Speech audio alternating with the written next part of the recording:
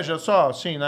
Aí o presidente eleito, que hoje a gente vê o Bolsonaro, mas eleito lá em 2018, tem uma chance de dar certo. Eu pensei, pô, vou lá, vou tentar evitar que tenha aquela reação. E foi esse meu objetivo. E aceitei. Eu não queria olhar para trás e me arrepender de não ter acolhido essa chance, entendeu? Às vezes você se arrepende mais do que você não faz do que aquilo que você faz. E fui, mas sempre permaneci fiel àquilo que eu acreditava. Agora, de fato, o que a gente foi vendo e essa é a minha interpretação aqui dos fatos dos últimos anos. O pessoal não quer que se combata a corrupção. É aquele fio que nunca acaba. O presidente tem lá investigação, família dele rachadinha. Né? Ele tem medo também que a investigação chegue nele. E daí ele chegou a partir de determinado momento do mandato dele e começou, olha, tem que enfraquecer o combate à corrupção. Como que ele comunicava isso?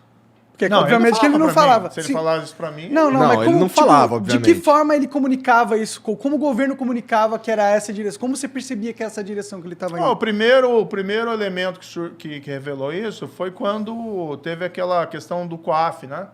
O COAF é um órgão de inteligência de lavagem de dinheiro no Brasil e estava no Ministério da Justiça, no meu braço, alçada, vamos dizer assim, na minha alçada. A gente tinha melhorado o COAF, tinha aumentado o número de pessoas do COAF, isso é demonstrado numericamente, inclusive.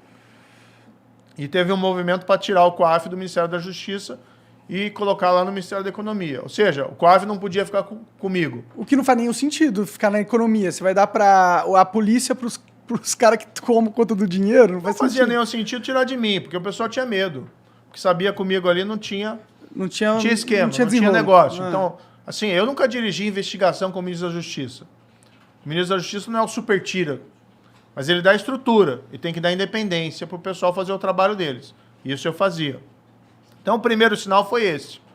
O governo trabalhou para que o COAF fosse de volta, fosse lá para o Ministério da Economia.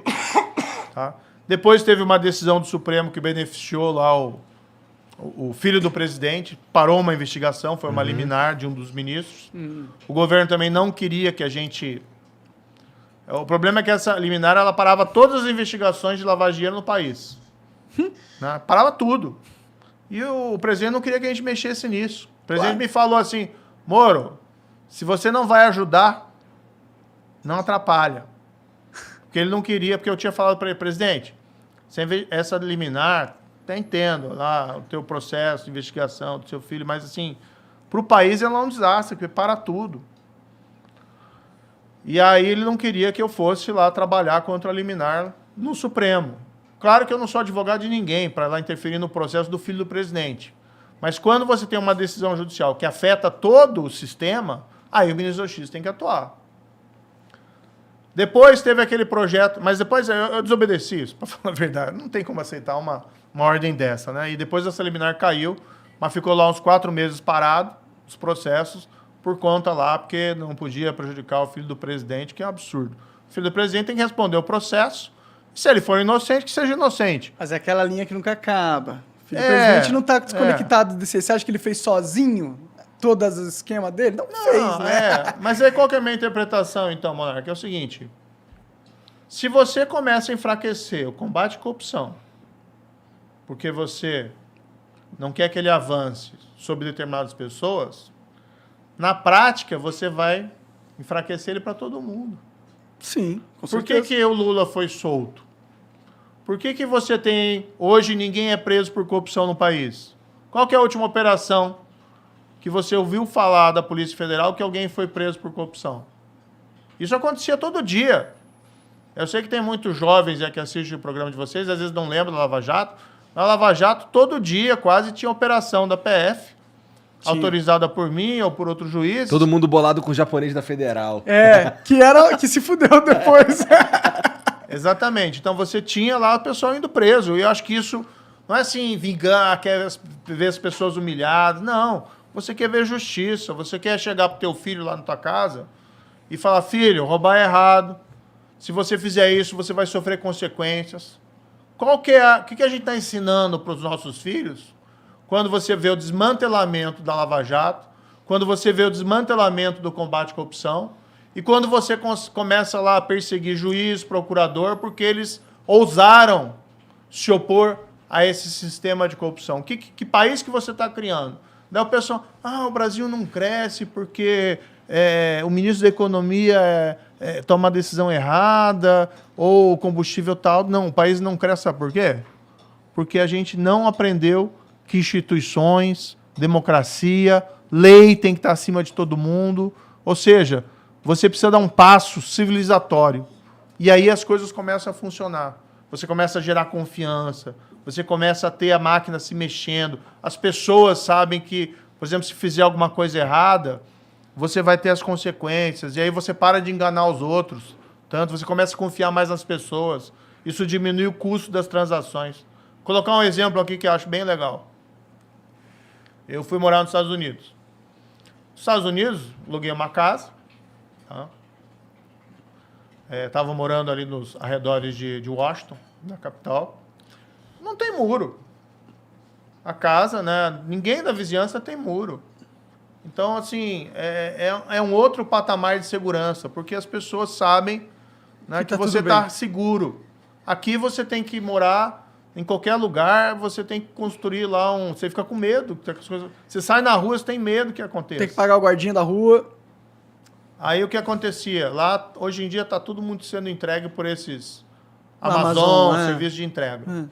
Às vezes você encomendava alguma coisa e o pessoal levava o pacote para entregar na tua casa e nem tocava campainha. Às vezes aquilo lá, eles entregavam lá tarde da noite, passava o dia inteiro. Até outro dia alguém perceber que tinha um pacote lá enorme e ninguém tinha mexido. Tem muito roubo disso de pacote lá também.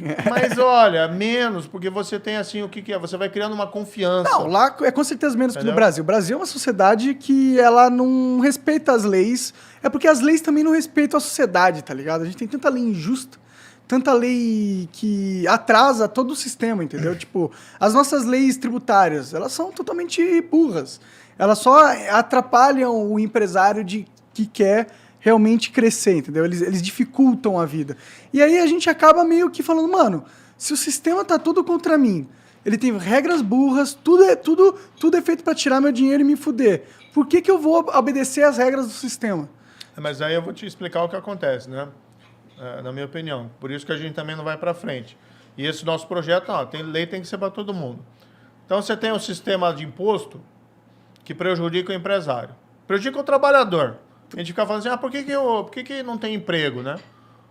Vai contratar alguém com carteira... Se o empresário tá fudido, não vai empregar ninguém, né? Mas assim, vai contratar alguém com carteira assinada e você vê o quanto imposto tem que pagar, né?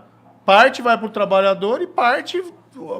Você tem um gasto muito grande adicional, porque você quer fazer a coisa certa, você tem o imposto, mas tem que pagar enormemente. Sim. Tá? Mas aí sim, você tem um sistema de imposto que prejudica o empresário e o trabalhador. Tá? Diminui a produtividade da nossa economia. Tá? Impacta. Aí o que acontece? Bem, quando você tem os amigos certos, tá? Você consegue lá no Congresso, lobby, no presidente, lobby, você consegue uma exceção à regra. Todo mundo paga o imposto assim. Não. Mas tem os amigos do rei. Mas o amigo do rei paga menos porque ele está num regime de exceção. Ou o que acontece o cara não paga, tá? Aí você tem alguns que sofrem a consequência por não pagarem quando são descobertos, e outros que são amigos do rei e nunca sofrem nada. Então o que a gente precisa no país, eu concordo com você, a gente precisa de boas leis, tem leis injustas, tá? Mas a gente precisa parar de criar essa história do jeitinho, entendeu? De um cara querer levar vantagem em tudo. Sim. Do cara querer que a lei não se aplique para ele. A lei é boa, mas não é boa para mim. Então eu quero, por exemplo, a lei que diz que roubar é errado, que se corromper é errado, é boa. Mas não vale para mim, porque se eu roubar eu quero...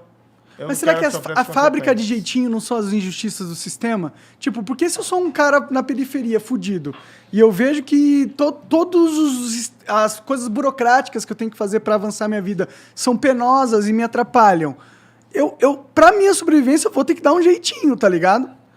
Pro cara da periferia, quando ele dá o jeitinho e ele é pego, não tem perdão para ele. Não tem conversa, exatamente. Ele cai todo o sistema em cima dele, ele tá ferrado. Sim.